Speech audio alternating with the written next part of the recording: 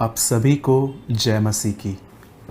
खुदावन यसु के पाक जिंदा जलाली कुदूस नाम में मैं आप सभी को सलाम कहता हूँ। Greetings to you all in the name of our wonderful saviour Lord Jesus Christ. मैं सबसे पहले आपको ये कहना चाहता हूँ कि परमेश्वर का अनुग्रह, उसकी दया, उसकी करुणा हमेशा आप पर बनी रहे, क्योंकि मैं जानता हूँ कि हम जो कुछ भी हैं वो परमेश्वर के अनुग्रह से ही हैं।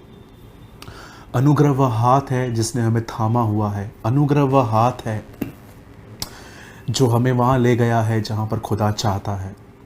और मेरी दुआ है आप सबों के ऊपर उसका फजल, ग्रेस, अनुग्रह आप पे बना रहे।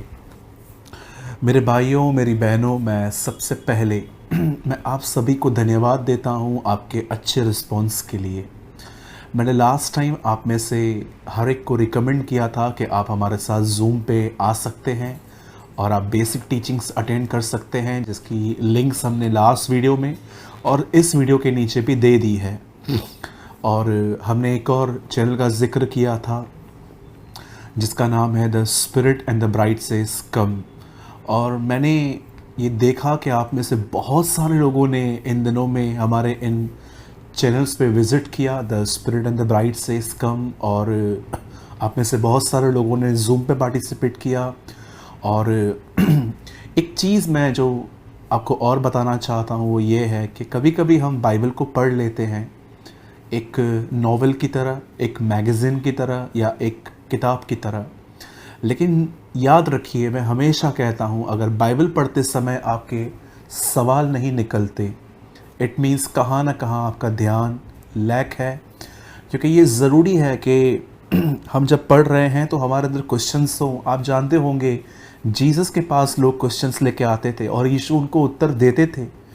मैंने कई लोगों के मुंह से सुना है कि कुछ लोग कहते हैं कि क्वेश्चंस मत निकालो बाइबल में से। अगर परमेश्वर ये चाहता कि हम क्वेश्चंस न निकालें तो फिर प्रभु हमें तर्क करने की ताकत क्यों देता, क्यों वो हमें विजडम देता। इवन बाइबल के अंदर लोगों ने यीशु से सवाल किए और कि हमें कर देना चाहिए कि नहीं देना चाहिए, और सबसे बड़ी मुख्य आज्ञा क्या है, अनंत जीवन पाने के लिए मैं क्या करूं। लोग आते थे और वो उनको वेरी हम्बली एक टीचर, एक गुरु के नाई उन्हें सिखाता था। तो मैं आपको बताना चाहता हूं, हमारा एक और चैनल है जिसके बारे में शायद आपको जानकारी ना हो, और हम वहां पर हर हफ्ते एक क्वेश्चन डालते हैं जिसका आंसर आपको हमें देना होता है, और उसकी लिंक भी हमने नीचे डाल दी है। तो हम सब एक बार फिर से हम आपका स्वागत करते हैं हमारे इन चारों प्लेटफॉर्म्स पे, the spirit and the bride says come, जिसमें हम सिर्फ अंतिम समय में क्या होगा, यीशु मसीह का दोबारा आना, उसका रैप्चर और 1000 साल की बादशाहत, एंटी क्राइस्ट और इज़राइल के मंदिर का बनना, ये सारे वीडियोस हम अपने आने वाले दिनों में हम डालेंगे। रेवलेशन के 1 से लेके 22 तक सारे चैप्टर्स हम कवर करेंगे। और मैं प्रभु का धन्यवाद करता हूँ कि परमेश्वर ने हमें ऐसे लोगों से मिलवाया है जो इन वीडियोस को बनाने में हमारी हेल्प कर रहे हैं। मैंने आपको लास्ट टाइम भी कहा था, मैं फिर से कहता हूँ कि रेवलेशन की स्टडी मैं एक प्रभु की दासी के साथ मिलकर करता हूँ, और खुदावन ने उन्हें बहुत सारी बातें सिखाई हैं, और उनकी और मेरी जो बातें हैं हम जोड़ के इन दिनों में हम वीडियोस बना रहे हैं। सेकंड थिंग, बेसिक टीचिंग्स के लिए भी आपको मैंने बताया था, हमने 5वां वीडियो उस दिन डाला विश्वास के बारे में। और थर्ड थिंग, क्वेश्चन आंसर के लिए भी मैंने जिक्र किया, ज़ूम पे भी आप आ सकते हो। ये सारी सभाएं इसीलिए ऑर्गेनाइज की गई हैं ताकि मसीह की देह तैयार हो सके। तो आप सबका वेलकम है।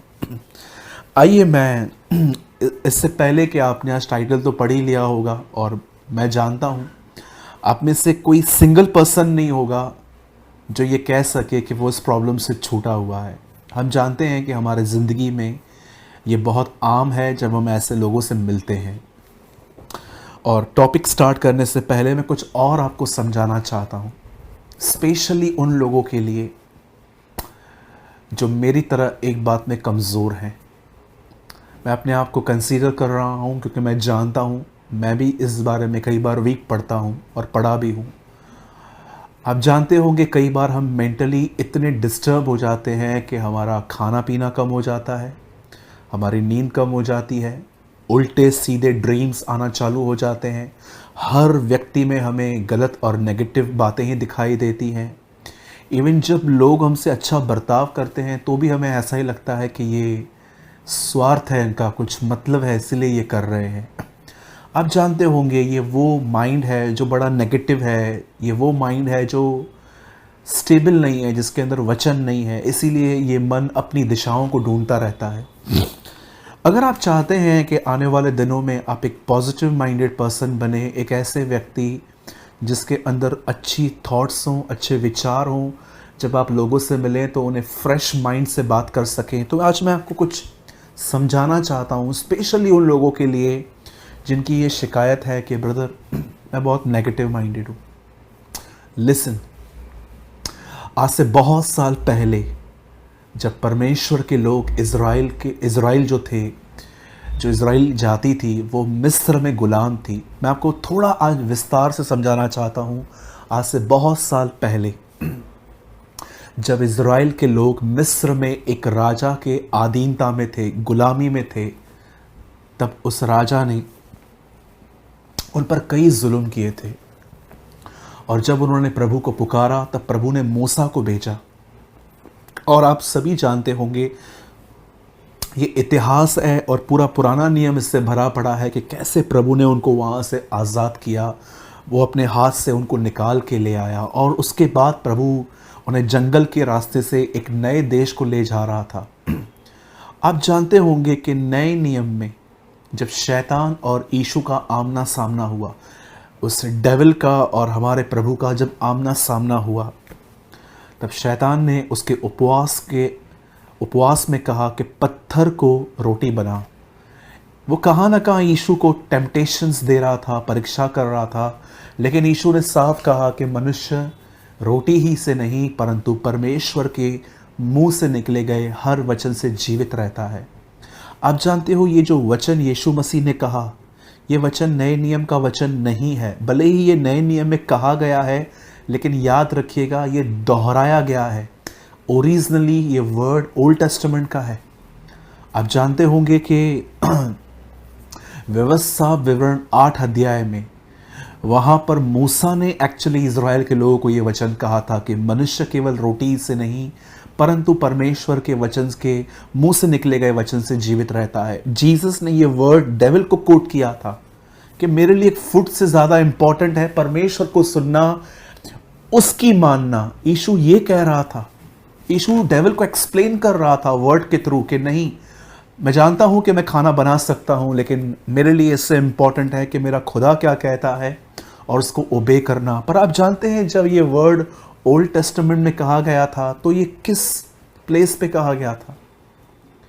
इज़राइल के लोग जब जंगल में एक जगह से दूसरी जगह से जा रहे थे, तब बाइबल बताती है उन्होंने एक बार मूसा को कहा कि हमें खाना चाहिए। और बाइबल बताती है एवरी सिंगल डे ऊपर से मन्ना गिरता था, आप जानते होंगे। और जैसे ये खाना गिरता था, ये उसे उठा के उसके बाद इसको कुक करके उसके बाद वो उसे खाते थे। आप जानते हो एक दिन ऐसा आया जब मूसा और इज़राइल के लोग जब उस देश में उस बॉर्डर पे पहुँचे और वो पहुँचने ही वाले थे, तब आप जानते हो मूसा ने उन्हें ये वचन वहाँ कहा कि ये जो खाना एवरी सिंगल डे तुम्हारे लिए ऊपर से गिरता है, ये तुम्हें टीच करता है कि मनुष्य रोटी ही से नहीं परंतु परमेश्वर के मुंह से निकले गए वचन से जिएगा। अब मैं आपसे पूछना चाहता हूँ, 40 साल तक ये खाना ऊपर से गिरता रहा, पर मूसा कहता है ये तुम्हें टीच करता रहा, ये तुम्हें सिखाता रहा कि जैसे ये खाना तुम्हें चाहिए वैसे तुम्हें कलाम चाहिए। आप जानते हो ये खाना ऐसे नहीं होता था कि ये खाना कभी दोपहर में गिरेगा, कभी शाम को गिरेगा, कभी आधी रात को गिरेगा। इसका पर्टिकुलर एक टाइम था। सुबह के समय में ये खाना गिरता था और इज़राइल के लोग वहाँ से उठा के आसमान से गिरी हुई रोटी उठा के इसे पका के खाते थे। मूसा क्या कह रहा था? मूसा उन्हें ये कह रहा था कि जिस तरह से तुम हर दिन अपनी नींद खराब करके इस खाने के लिए उठते हो, वैसे ही अगर तुम हर दिन अपना समय निकाल के इस खाने की तरह परमेश्वर के वचन के लिए खुदा के सामने जाओगे तो तुम जीवित रहोगे। मेरे भाइयों, मेरी बहनों, याद रखिए, खाना आपको टेस्ट दे सकता है, लाइफ नहीं। और खाना हमें चाहिए क्योंकि हमारी बॉडी इसके बगैर नहीं चल सकती। मैं वैसे ही आपको कहना चाहता हूँ, आपको उससे भी ज़्यादा इम्पॉर्टेंट है वचन। ज़रा सोचिए, आपके सामने अच्छा खाना पड़ा है लेकिन आपके मन में शांति नहीं है, क्या आप उस मील को एंजॉय कर पाएंगे? सोचिए, अगर आपके घर के अंदर एक अनसेटल्ड मैटर है, आपका किसी से झगड़ा हुआ है, लड़ाई हो गई है और आप लोग सॉल्व नहीं कर रहे हो और आपके सामने खाना पड़ा हुआ है, तो क्या आप ऐसे एंजॉय कर सकते? नहीं कर सकते। इवन मैं आपको ऐसे लोग दिखाऊं जिनके ऊपर बहुत कर्जा है, वो अपने लाइफ में कोई भी चीज़ एंजॉय नहीं कर पाते। मेरे भाइयों, मेरी बहनों, हर चीज़ से पहले आपको पीस चाहिए, आपको विश्राम चाहिए आपके अंदर। इसीलिए यीशु ने ये नहीं कहा मेरे पास आओ, मैं तुम्हें सबसे पहले तुम्हें एक अच्छी जॉब, बिजनेस, पैसा, औलाद, वीज़ा, जो भी आपकी ज़रूरतें हैं वो बाद में हैं। मेरे पास आओ, मैं तुम्हें विश्राम दूंगा। I will give you a rest. और आप जानते हैं, ये रेस्ट जो आपको इंसाइट चाहिए, एक पॉजिटिव माइंड, और आपको रेस्ट चाहिए, ये डिपेंड करता है कि आप एवरी सिंगल डे अपने आप को क्या दे रहे हो। मूसा उन्हें ये कह रहा था, जैसे ये रोटी गिरती है और तुम इसे देते हो, तुम जीवित रहते हो, वैसे ही अगर इसी तरह तुम हर दिन परमेश्वर के वर्ड को पाने के लिए अगर जाओ तो तुम जियोगे। इट मीन्स तुम्हारे अंदर लाइफ होगी, पीस होगा, जॉय होगा।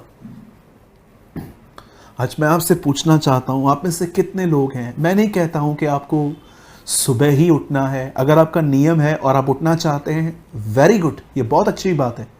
लेकिन अगर आप कंडेम फील करते हैं तो नियम मत बनाइए कि मैं सुबह नहीं उठ पा रहा। मैं आपको कहना चाहता हूं, दिन में एक समय निकालिए, छोटी सी दुआ करके परमेश्वर के वचन को उठाइए। और जब आप इस वचन को उठाते हैं तो ज़रूर ऐसा कीजिए, इस बाइबल को उठा के खुदा के सामने कहिए, खुदा ये आपका वचन है, मैं इसे नहीं समझ सकता क्योंकि ये आपका है। अगर आप मुझे समझाओगे तो मैं इसे समझ पाऊंगा। जब मैं इसे आज पढ़ूं, कृपया मेरे हृदय में मुझसे बात कीजिए। और जब आप ऐसा करेंगे और आप स्लोली स्लोली इसे पढ़ना स्टार्ट करेंगे, खुदा इनसाइड आपसे बात करेगा और वही आपको मेंटली स्ट्रॉन्ग करेगा, मजबूत करेगा। मेरे भाइयों, मेरी बहनों, मनुष्य केवल रोटी से नहीं, परमेश्वर के मुंह से निकले गए वचन से जीता है। यही चीज़ है जो आपको मेंटली स्ट्रॉन्ग कर सकती है, पॉजिटिव और एक्टिव कर सकती है, और कोई वे नहीं है। अपना भरोसा सिर्फ लोगों की काउंसलिंग पे मत रखिए कि मेरा पास्टर, मेरा प्रचारक या कोई एवेंजलिस्ट है जो मुझे हर बार सिखाएगा। लोग आपके लिए हमेशा अवेलेबल नहीं होंगे, उनका रिप्लाई आपको टाइम पे नहीं मिल पाएगा, लेकिन परमेश्वर का वचन हमेशा आपको टीच करेगा। इसलिए मैं आपसे कहना चाहता हूँ, परमेश्वर को अपना आधार मानिए। काउंसलिंग ख़राब नहीं है, किसी से सलाह लेना, किसी से बात करना ख़राब नहीं है, लेकिन मैं आपको बताना चाहता हूँ, हर व्यक्ति आपको रास्ता दिखा सकता है, लेकिन परमेश्वर आपको मंजिल तक पहुँचा सकता है। मैं बिलीव करता हूँ आपने ज़रूर कुछ लर्न किया होगा। आइए अब हम अपने टॉपिक पे आते हैं। और मैं जानता हूँ इस वचन का बहुत सारे लोगों ने इंतज़ार किया है, और कहाँ ना कहाँ ये वचन आपकी नीड है, आपकी ज़रूरत है। और मैं बिलीव करता हूँ आज खुदावन आपसे बात करेंगे। आइए, मैं चाहता हूँ आप सबसे पहले मेरे साथ खोल लीजिए इफिसियों की पत्री, और उसका 3रा अध्याय आप सब खोल लीजिए। उसके बाद मैं आपके लिए दुआ करूँगा और फिर उसके बाद मैं आपको एक्सप्लेन करूँगा।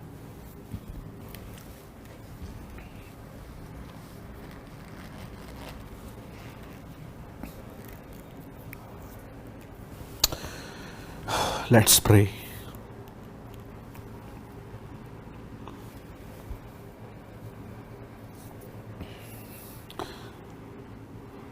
हमारे जीवित और महान स्वर्गीय पिता, आकाश और पृथ्वी के मालिक, हम पर दया कर, हम पर रहम कर। प्रभु, कई बार हम अपनी ज़िंदगियों में ऐसे लोगों को फेस करते हैं जो बड़े टफ होते हैं, जो हमेशा हमारी बातों का उल्टा मतलब निकालते हैं, जो हमेशा खुदावन हम कुछ और बोलते हैं लेकिन वो कुछ और समझ लेते हैं। होने दे प्रभु, आज हमें इस प्रॉब्लम से डील करना सिखा और हमसे बात कर। होने दे खुदा कि आज तेरा वचन हमारे मन और हमारे हृदय रूपी पट्टियों पे लिख जाए। हम पर दया कर, यीशु के नाम में, आमीन एंड आमीन। मैं सबसे पहले इस वीडियो को शुरू करने से पहले, इस टीचिंग को शुरू करने से पहले मैं आप में से हर एक को कहना चाहता हूँ, आपके ऐसे बहुत सारे अनबिलीवर्स फ्रेंड्स होंगे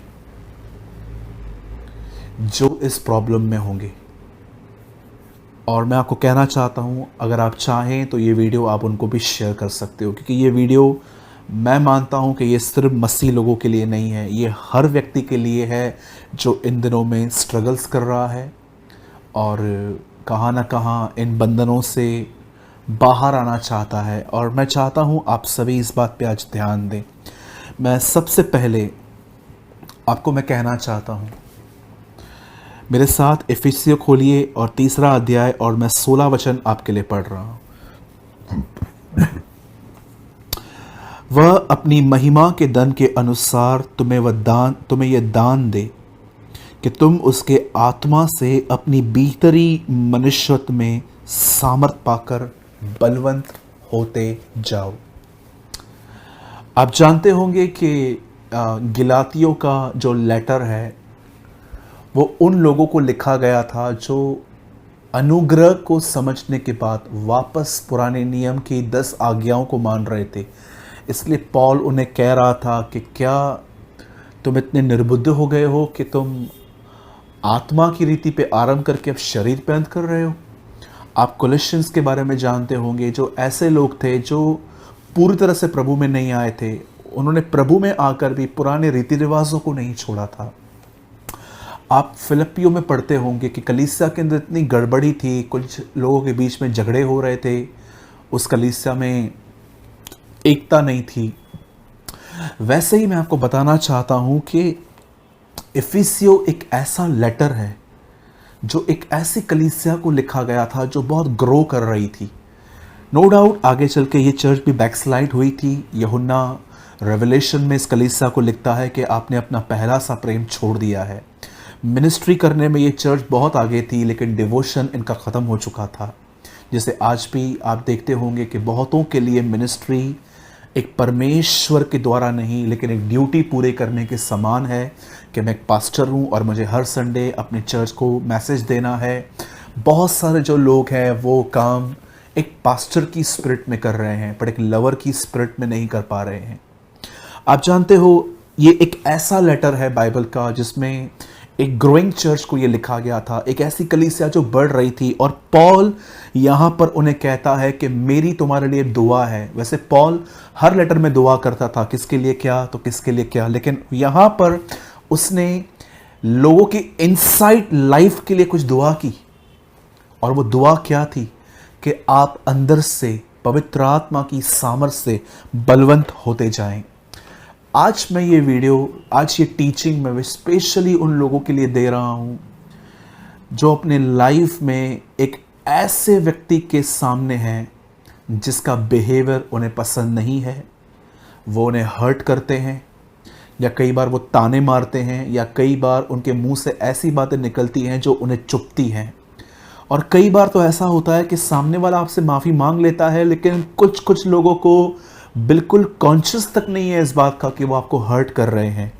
ये लोग आपके घर में हो सकते हैं, ये लोग आपके काम की प्लेस पे हो सकते हैं, या कई बार ये आपके फ्रेंड्स हो सकते हैं, या कई बार आप पति पत्नी भी इस तरह की बातें फेस करते हैं कि आपकी पत्नी आपसे ऐसी सी बातें कहती है कि आप डिस्टर्ब हो जाते हो सकता है कि आपके पति का बिहेवियर, उसकी ज़ुबान बड़ी कड़वी है कि वो कुछ बोलता है और आपको तकलीफ़ होती है।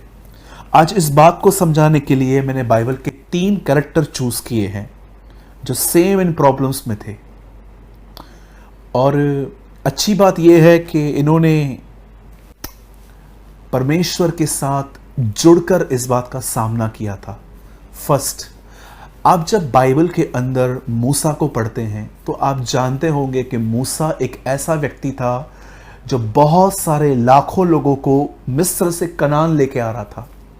आप जानते हो कनान के मिस्र के निकलते ही जैसे जंगल आया, आप देखिए, क्या आज तक कभी आपके बच्चों ने आपसे खाना इस तरह मांगा है जिस तरह ये मांगते थे?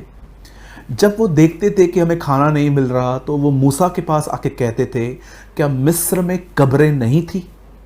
तू हमें यहाँ मारने के लिए क्यों लेकर आया? देख, हमारे पास भोजन नहीं है, हमारे पास खाना नहीं है। और हमेशा कंप्लेंट्स करते थे। आप जानते हो मूसा इन्हें हमेशा बर्दाश्त करता था, लेकिन मूसा एक दिन इतना फ्रस्ट्रेट हो गया कि उसने प्रभु से कहा, क्या ये लोग मेरे पेट से जन्मे हैं? आप जानते हो मूसा के सामने भी वही बातें थी जो इन दिनों में हमारे परिवार, हमारे काम के प्लेस पे है, कि हम कई सारे ऐसे लोगों को देखते हैं जो हमसे जलते हैं या हमारे लिए उल्टी सीधी बातें करते हैं, पीठ के पीछे अलग अलग बातें करते हैं, लेकिन जब वो सामने मिलते हैं तो उनका बिहेवियर बहुत अच्छा होता है, लेकिन पीठ के पीछे बहुत डिफरेंट होते हैं। आप जानते हो मूसा, आप हम एक से एक को बर्दाश्त नहीं कर पा रहे हैं, मूसा लाखों को एक साथ सुनता था। आप सोचिए, वो लोग जिनके लिए मूसा ने अपनी जिंदगी दांव पे लगा दी थी, अपना सब कुछ छोड़ के वो उनको बचाने के लिए गया, अब वही लोग उससे कह रहे थे, क्या खाना दे हमें, क्या तू हमें यहां मारने के लिए ले आया है? सेकंड पर्सन जो बाइबल का था वो था हन्ना। आप जानते होंगे कि हन्ना अपनी सौतन के साथ रहती थी और हन्ना एक ऐसी बहन थी जिसे बच्चा नहीं होता था। इस कारण उसके पति ने एक और शादी की बच्चों के लिए, तब उसे बच्चे हुए और अब उसकी सौतन उसे बार बार आके इस तरह ताने मारती थी। और मैं बिलीव करता हूं ये ताने कोई स्ट्रेट फॉरवर्ड नहीं होंगे, ये बड़े प्यार से मारे गए होंगे।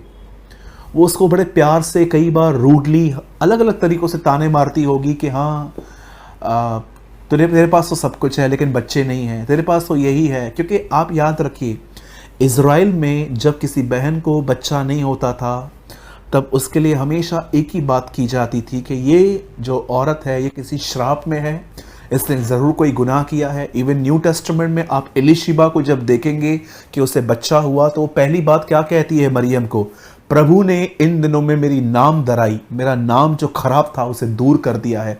इन औरतों के नाम बड़े खराब होते हैं, भले ही पूरी तरह से रीज़न हम भी नहीं जानते हैं, लेकिन उन दिनों में लोग इनके लिए तरह तरह की बातें करते थे कि ये बांस है, ये चाइल्डलेस वुमेन है, इसने कोई सिन किया होगा, इसने ये किया होगा। आप जानते हो ये बातें हन्ना को भी ताने सुनने पड़ते थे। एक तरफ मूसा लोगों के गलत बिहेवियर को फेस कर रहा था, दूसरी तरफ हन्ना जो थी वो अपनी सौतन के ताने और कई बार रॉन्ग नेगेटिव कमेंट्स सुनती थी। और थर्ड पर्सन जो है वो है हमारा यीशु। इसने हन्ना और मूसा से, हमारे प्रभु ने उससे ज़्यादा दुख उठाया था। आप जानते हो मूसा को किसने शैतान नहीं कहा था, मूसा को किसी ने बालजबूल नहीं कहा था, मूसा को किसने ये नहीं कहा था कि तू दुष्ट आत्माओं की सहायता से दुष्ट आत्माओं को निकालता है, मूसा को किसने पेटू और पियक्कड़ नहीं कहा था, मूसा को किसी ने गलत प्रॉफिट, झूठा नबी नहीं कहा था। प्रभु यीशु मसीह को ये सारी बातें अपनी सेवकाई में झेलनी पड़ी। ये तो सताव बाहर से था, लेकिन कई बार उसके चेले भी उसका मजाक उड़ाते थे। आप जानते होंगे एक बार यीशु यहूदा से जब आ रहा था तो लोग उसको मारना चाहते थे, पथराव करना चाहते थे, उसे नुकसान पहुंचाना चाहते थे, लेकिन जब यीशु वहाँ से निकल आया तब बाइबल बताती है कुछ समय के बाद यीशु वापस वहाँ जाना जा रहा था वहीं पर, और तब थोमा कहता है कि चलो मरने वालों के साथ हम भी मरने चले। आप सोचिए, आप किसके सामने ऐसा कह रहे हैं, वो क्या महसूस करेंगे। इवन पतरस को देखिए, उसने भी यीशु को नहीं समझा, लास्ट में उसने भी 3 बार कहा मैं उसे नहीं जानता। और ऐसा नहीं है कि यीशु कहीं और था, यीशु वहीं था। आप पढ़ के देखिए, जैसे उसे थर्ड टाइम कहा कि मैं उसे नहीं जानता, लिखा है यीशु ने उसे मुड़ के देखा। आप एक और व्यक्ति के लिए पढ़ सकते हो, यहूदा इस्करियोती, जिसने उसको पकड़वाया। अब देखिए, वो बाहर से भी फेस कर रहा था, अंदर से भी फेस कर रहा था। क्यों, कैसे? कई बार आप हस्बैंड वाइफ, आप देखिए, कई बार आप में से बहुतों को ये ख्याल आते होंगे कि क्या मेरी शादी सही पर्सन से हुई है, क्या मैं सही जगह पे शादी करके आया हूँ। क्या मैं जो लड़की मैं अपने घर ले आया हूँ, जिस घर से मैं ले आया हूँ, क्या वो घर सही है? कई बार आप देखिए, आपके बच्चे जब आपकी बात नहीं मानते हैं, जब आप उनको बोलते हो सेल फोन रख दे वगैरह वगैरह, आप देखिए कई बार वो क्या सोचते हैं। मैं कई सारे ऐसे बच्चों को देखता हूँ जो बहुत सेल फोन यूज़ करते हैं, लेट नाइट्स घर में आते हैं। इवन अब्रॉड के अंदर भी मैंने कई सारे मुझे मैसेजेस आए कि हमारे बच्चे गलत लोगों के साथ संगति में चले गए हैं। आज मैं आपसे कुछ बात करना चाहता हूँ। अगर आप अपनी नौकरी के जगह पे भी कुछ ऐसा फेस कर रहे हैं जहाँ पॉलिटिक्स है, हर कोई आपके लिए कुछ ना कुछ बोल रहा है, हर कोई आपकी पोजीशंस को पाना चाहता है, आज मैं आपको एक सिंपल बात समझाना चाहता हूँ। अगर आप घर, बच्चों के बीच में, काम और बिजनेस करने की प्लेस पे अगर आप ये सब रॉन्ग बिहेवियर्स आप बर्दाश्त कर रहे हो, लोगों के नेगेटिव बिहेवियर बर्दाश्त कर रहे हो, आपको ताने मारे जा रहे हैं, आपको इरिटेट किया जा रहा है, या आपको आपके साथ एक अलग तरह की पार्शियलिटी की जा रही है, आज मैं आपको 3 चीज़ें कहना चाहता हूं जो आपके प्रॉब्लम्स को सॉल्व कर सकती हैं। फर्स्ट, मैं आपसे पूछना चाहता हूं, जो लोग आपको सताते हैं, चाहे उन्हें पता है या नहीं, क्या आपने उनके लिए प्रेयर की? बताइए। और अगर आपने प्रेयर की तो क्या प्रेयर की? इन्हें सबक सिखा, इनका न्याय कर, इनकी टांग तोड़। इन्होंने जो मुझसे किया है, जैसे दाऊद ओल्ड टेस्टामेंट में दुआएं करता था, इनके जबड़ों को तोड़, इनको मेरे पांव की चौकी बना। कई लोग मुझे कहते हैं, ब्रदर ये कौन सी प्रार्थना है? जी, ये पुराने नियम की प्रार्थना है, ये आपके लिए नहीं है। आपके लिए यीशु मसीह ने कहा सताने वालों के लिए प्रार्थना करो। मैं आपसे पूछना चाहता हूं, सबसे पहले क्या आपने अपने सताने वालों के लिए दुआ की? और अगर की तो क्या दुआ की? यही कि इन्हें मत छोड़ना। आप जानते हो मैं अपने सताने वालों के लिए क्या दुआ करता हूं? खुदा प्रभु मेरा गवाह है, मैंने आज तक डेविड की तरह उनके साथ, मैं डेविड पे दोष नहीं लगा रहा हूं, लेकिन दाऊद एक पुराने नियम का व्यक्ति था। उसने ये जो प्रार्थनाएं की और जो रिकॉर्ड लिखी गई हैं भजन सहायता में, ये पुराने नियम में है। लेकिन हम एक नई वाचा में रहते हैं जहाँ पर प्रभु ने हमें पवित्र आत्मा दिया है और वो हमसे एक्सपेक्ट करता है कि हम इस तरह जी। सबसे पहले मैं आपसे पूछना चाहता हूँ, क्या आपने अपने सताने वालों के लिए दुआ की? और अगर नहीं की है आपने तो क्यों नहीं की है?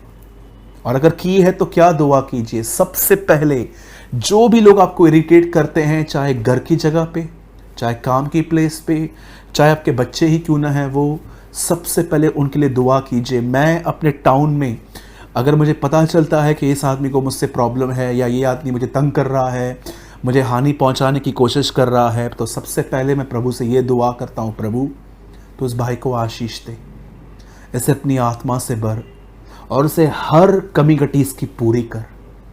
बिकॉज मैं जानता हूं जब यीशु ने हमसे ये दुआ करने के लिए कही तो इसमें हमारा एक फ़ायदा है, हमारा हृदय शुद्ध बना रहता है इन लोगों के लिए।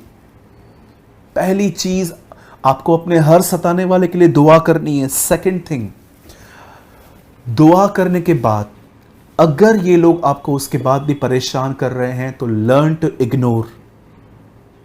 मैं आपको कहना चाहता हूं, लर्न टू इग्नोर। इन्हें नज़रअंदाज करना सीखें। हर चीज़ को रिएक्ट करना नीड नहीं है। अगर आपको लगता है कि मुझे कहना चाहिए तो मैं आपको कहना चाहता हूं, यस मैं उस पर भी आऊँगा, लेकिन इग्नोर करना सीखिए। जीसस ने अपने सताने वालों को कभी आंसर नहीं किया था, वो चुप रहता था। आप जानते हो यीशु ने कहाँ गुस्सा किया? यीशु ने तब गुस्सा किया जब उसने देखा कि ये कुछ ऐसा कर रहे हैं जिससे कलीसिया खराब हो रही है। मंदिर के अंदर आप देखिए व्यापार चल रहा था और यीशु ने उनको हटा दिया वहाँ से। आप पढ़ के देखिए मेरे भाइयों, मेरी बहनों, यीशु का गुस्सा सिर्फ तब था जब लोग राज्य में गड़बड़ी फैला रहे थे। लेकिन जब भी यीशु मसीह को लोगों ने बाल जबूल, दुष्ट आत्मा, पेटू पियक्कड़ कहा, यीशु ने उनको कभी रिप्लाई नहीं किया। पहली चीज आपको अपने सताने वालों के लिए दुआ करनी है। दूसरी चीज आपको जो करनी है वो है इन्हें इग्नोर करना सीखें। अगर किसी ने भी आपको काम की जगह घर पे कुछ कह दिया, इग्नोर कीजिए। अनसुना कर दीजिए, उसी समय अपने अंदर कोई गीत चलाइए। आप शायद ये बिलीव ना करें, मुझे इनसाइड कैसे गीत गाना है मुझे बहुत अच्छे से पता है। आप आराम से कहाँ बैठ के खुदा के वचन को मेडिटेट कर सकते हो। उसके लिए अंदर ही अंदर आप देखिए, कई बार हम पहले जब पिक्चरों के सॉन्ग सुनते थे और मूवीज़ देखते थे, कई बार वो गीत हमारे अंदर चलते थे। मतलब सिस्टम है हमारे अंदर। अगर आप ये नहीं करेंगे तो आप अननेसेसरी इन बातों में अंदर चले जाएंगे और आपको कुछ नहीं मिलेगा, सिर्फ आप अपनी स्ट्रेंथ खोएंगे। तीसरी बात जो मैं आपको कहना चाहता हूं, कितने लोग अपनी स्ट्रांग होने के लिए दुआ करते हैं। पॉल यहां पर इफिशियंस में कहता है कि मैं तुम्हारे लिए यह प्रार्थना नहीं करता कि तुम्हें सताने वाले तुमसे दूर हों। वो कहता है मैं तुम्हारे लिए प्रार्थना करता हूं कि तुम आत्मा की सामर्थ्य से इनसाइड स्ट्रांग होते जाओ। मेरे भाइयों, मेरी बहनों, याद रखिए, इन दिनों में हमें चमत्कारों से अधिक सहने की ताकत की जरूरत है। आप में से कितने लोग इस वचन को लेकर दुआ करते हैं कि प्रभु अपनी सामर्थ्य से मेरे भीतरी मनुष्यत्व को बलवंत कर, अपनी पवित्र आत्मा की ताकत से मेरी इनसाइड लाइफ को स्ट्रांग कर, ताकि कल अगर मेरे लिए कुछ कहे कोई तो प्लीज मुझे हर्ट ना हो। और मैं आपको कहना चाहता हूं, आप उस प्लेस पे पहुंच सकते हो जहां पर आपको कोई भी चीज ऑफेंड न करे। सेल्फ खत्म हो जाएगा। ये 3 बातें हमेशा याद रखिए, 3 चीजें। पहला, लोगों के लिए दुआ कीजिए। सेकंड, उन्हें इग्नोर कीजिए। और थर्ड थिंग, खुद स्ट्रांग बनिए। और जब अब मैं जो चौथी बात कह रहा हूं, सुनिए, अगर आप ये कर रहे हो तो, अगर आप देख रहे हो कि आपके लाइफ में अब कुछ ऐसा आप सह रहे हो जो आप सह नहीं पा रहे हो और आपको लगता है कि बस, तो आप टेबल टॉक कर सकते हो उनके साथ बैठ के, but with humbleness, with respect. आप उनसे बात कर सकते हो कि मुझे ये चीज़ें ठीक नहीं लग रही हैं, मुझे ऐसा बिहेवियर अच्छा नहीं लग रहा है। और अगर वो उनमें बदलाव आ रहा है तो बहुत अच्छी बात है, लेकिन नहीं आ रहा है तो वापस आप उनके लिए दुआ कीजिए। मेरे भाइयों, मेरी बहनों, इस बात को याद रखिए। लिसन, अगर आप एक ऐसे व्यक्ति हैं जो प्रभु की मर्जी में जिंदगी जी रहे हैं तो याद रखिएगा, अगर आपकी ये डिजायर है कि मेरे जिंदगी में सिर्फ और सिर्फ वो बातें हो जिससे मेरे प्रभु को खुशी मिले, तो याद रखिएगा, हर व्यक्ति जो खुदा आपके साथ जोड़ेगा, देयर इज अ पर्पस। कुछ लोग आपको आशीष के लिए आएंगे, कुछ लोग आपको सबक सिखाने आएंगे, और ये दोनों ज़रूरी हैं। कुछ लोग आपको स्ट्रांग बना के जाएंगे तो कुछ लोग आपको ब्लेस करके जाएंगे।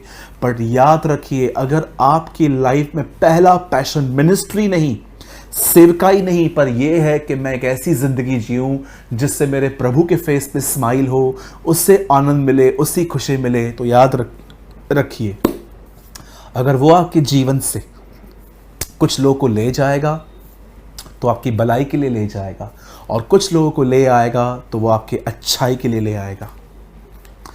मेरे भाइयों, मेरी बहनों, मैं फिर से कहता हूं, अगर आप एक ऐसे व्यक्ति हैं जो प्रभु की मर्जी में ज़िंदगी जी रहे हैं तो आपकी ज़िंदगी में जो आएगा खुदा की मर्जी से आएगा, और जब वो आपकी ज़िंदगी से किसी ले जाएगा तो आपकी भलाई के लिए ले जाएगा। मैं आप सबसे विनती करता हूं, इन 3 बातों का ध्यान रखिए। सताने वालों के लिए दुआ करें, चीज़ों को इग्नोर करना सीखें चाहे आपको कोई कुछ कह रहा है। थर्ड थिंग जो मैंने आपको बताई वो ये है, खुद स्ट्रांग बने। अब चौथी, एक आखिरी बात जो मैं आपको कहना चाहता हूं, अगर आपके बच्चे राइट ट्रैक पे नहीं है और इन दिनों में आप देख रहे हो कि जब आप उनके कहते हो कि संगति में आके बैठो, लेकिन वो नहीं बैठ रहे हैं, वो रिबेलियस होते जा रहे हैं, तो आप एक काम कर सकते हो, जब वो सो जाएं तो आप उनके सर पे हाथ रख के दुआ करें और प्रभु से कहें, प्रभु मेरे बच्चे के अंदर कभी मेरा और मेरे पति का स्वभाव ना आए, मेरे बच्चे के अंदर आपका नेचर आए। मैं बाप दादाओं के उस स्वभाव की सारे उन चीज़ों को मैं कैंसिल करता हूँ यीशु के नाम से। इस बच्चे के अंदर उसके बाप दादाओं का स्वभाव नहीं आएगा। मैं उन सारी रूट्स को ख़त्म करता हूँ यीशु के नाम से। प्रभु मैं बिलीव करता हूँ मेरे बच्चे में आपका स्वभाव होगा और आप अपने बच्चों के अंदर बदलाव देखेंगे। मेरे भाइयों, मेरी बहनों, मैं बंद करने से पहले आपको एक बहुत ही इंपॉर्टेंट इंफॉर्मेशन देना चाहता हूं। ध्यान दीजिएगा। इन दिनों में जब आप YouTube पे लोगों के वीडियोस को देख रहे हो, खुदा के खादमों को, परमेश्वर के दासों को आप सुन रहे हो, देखिए, मैं इस बात को कभी इग्नोर नहीं करता कि हमें मिरेकल की नीड नहीं है, क्योंकि जीसस ने किए हैं, इट मीन्स हमें चाहिए। आप जानते होंगे बाइबल के अंदर बहुत सारे चमत्कार रिकॉर्ड हैं, उत्पत्ति से लेके प्रकाशित वाक्य तक। मैं मिरेकल के बिल्कुल खिलाफ नहीं हूँ, मुझे चमत्कार चाहिए। मैं नहीं चाहता कि मैं चश्मा पहन के आपके सामने प्रीच करूँ। मैं चाहता हूँ कि मेरी आंखें ठीक हो जाएं और मैं इसको निकाल दूँ। कई बार मुझे ये स्टडी पर्पस से पहनना पड़ता है, नहीं तो मेरी आंखों में इरिटेशन होती है। मैं आप में से हर एक को कहना चाहता हूँ, मुझे मिरेकल की नीड है। मैं आपको ये मना नहीं कर रहा हूँ, लेकिन मैं आपसे कहना चाहता हूँ, इन दिनों में यूट्यूब पे सिर्फ उनको मत सुनिए जो सिर्फ और सिर्फ चमत्कार के लिए बात करते हैं, पर आपकी ज़िंदगी कैसे एक गॉडली वे में बढ़े उसके बारे में वो जिक्र नहीं करते। कई सारे लोग हैं इन दिनों में सिर्फ लास्ट डेज पे बात करते हैं, सिर्फ लास्ट डेज में ये होगा वो होगा।